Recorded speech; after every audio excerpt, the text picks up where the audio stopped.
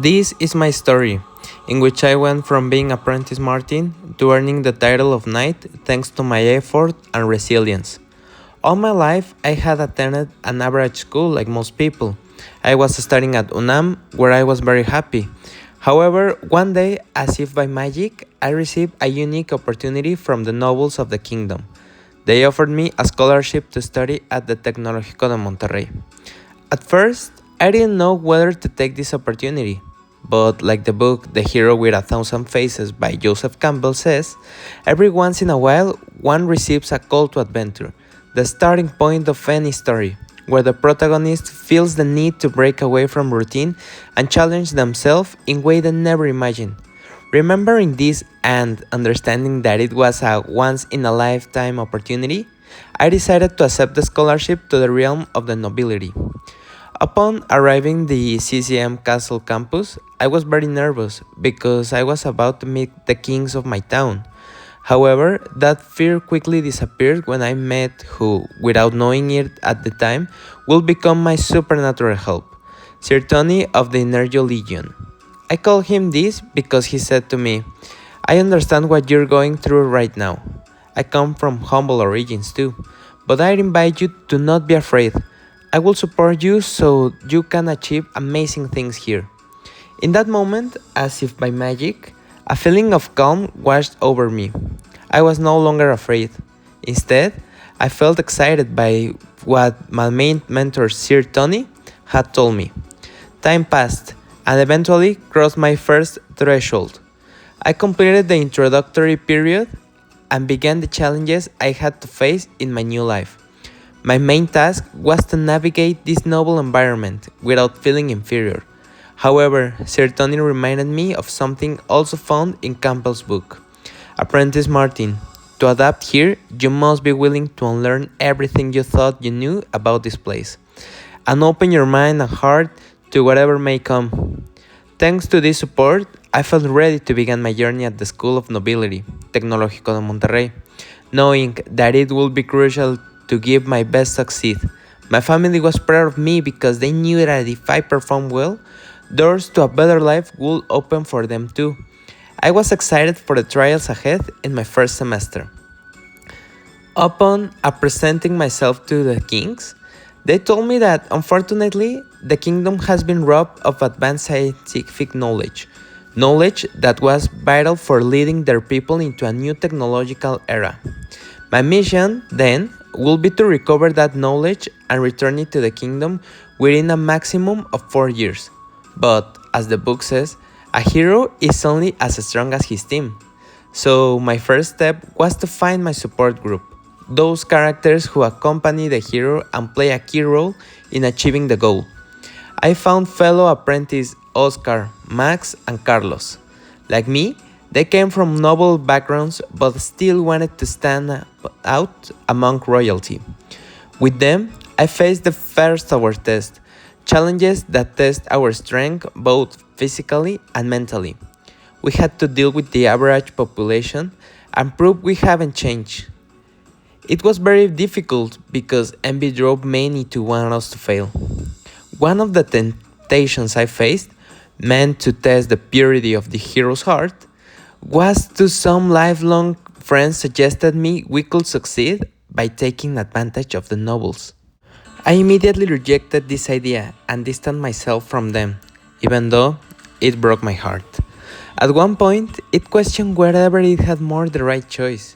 Then, one day, I found a phoenix, an animal of great value to my people. It gave me a feather, which I now carry on my knight's helmet. It reminds me of the resilience I showed by staying true to my values, and how, like the phoenix, I was reborn from the ashes, stronger and more determined.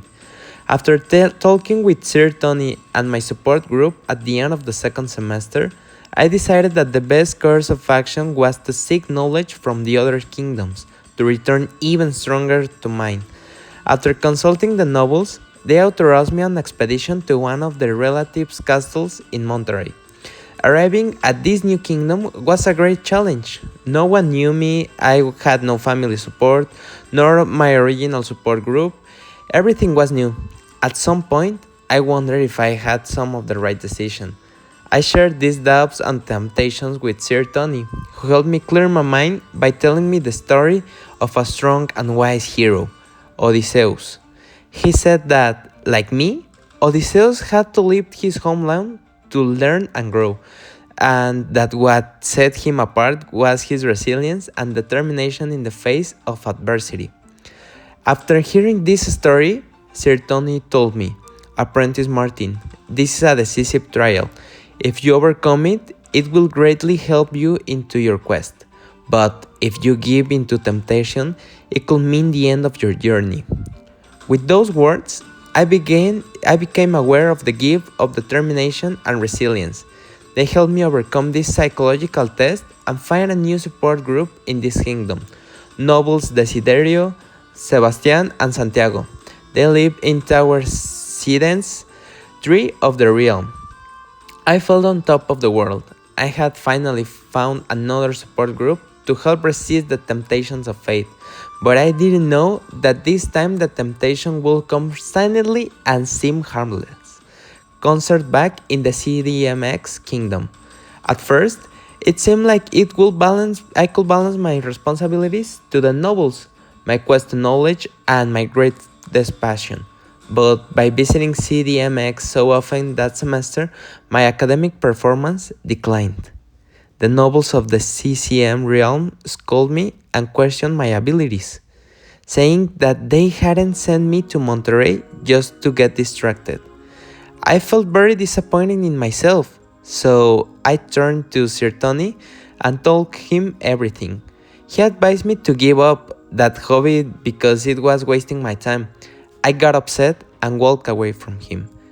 Seeking a second option, I turned to someone I deeply respect from my Tower Sidenses support group, Apprentice Desiderio. I told him everything what I had done with Sir Tony and my frustration about needing to change or risk being sent back. Desiderio, surprisingly, didn't criticize me. He tried to understand me. Then he said, "You remind me of an old legend from my people, the dragon Fafnir."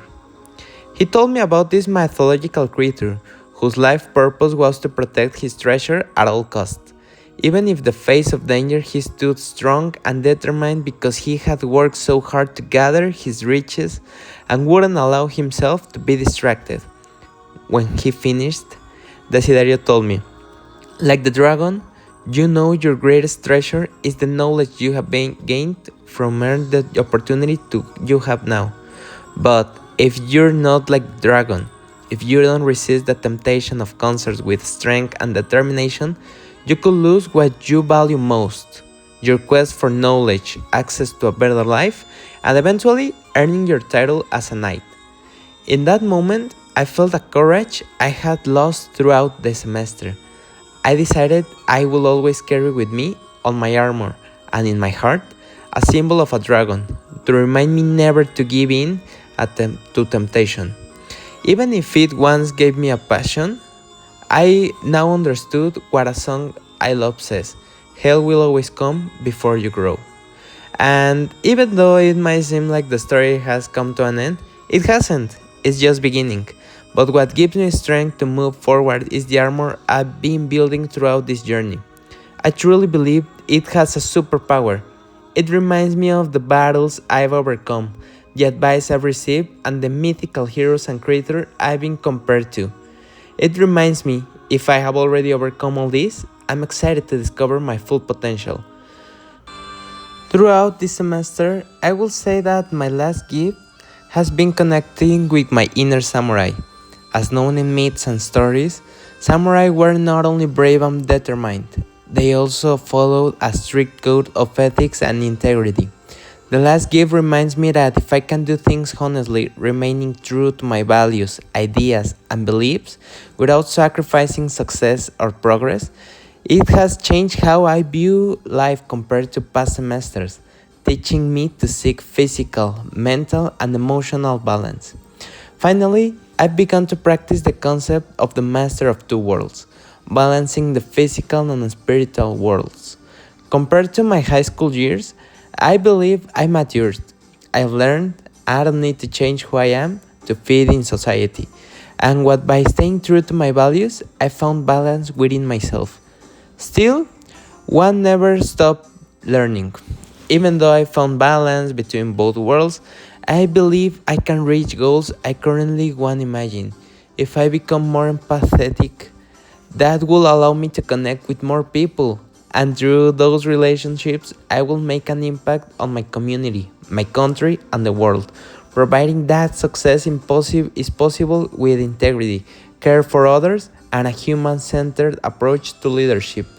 And although I have not yet earned the title of knight, I dream every day of achieving it, so that I may contribute to making my kingdom a better world through my actions.